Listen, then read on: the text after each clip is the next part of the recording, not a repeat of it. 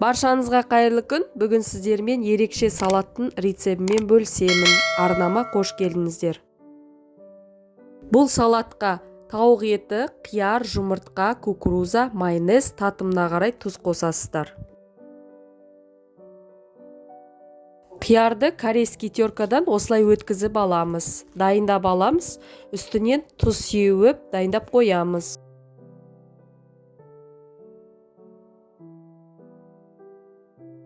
Жұмыртқамызды осындай теркадан өткізіп алып, үстін тұздап қоямыз.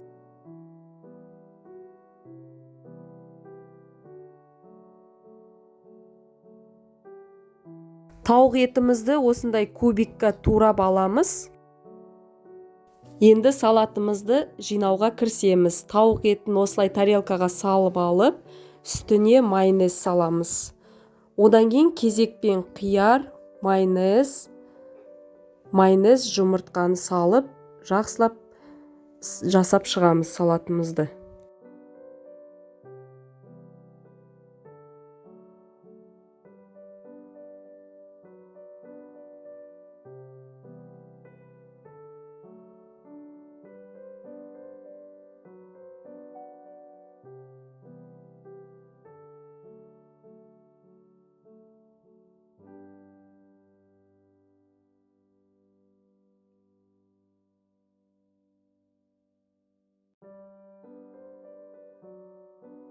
Осылай төмендегідей салатымызды біркелкі ғып слоймен жасап шыққаннан кейін, ең соңында майонезді үстіне сеуіп, кукурузбен әдемілеп шығамыз.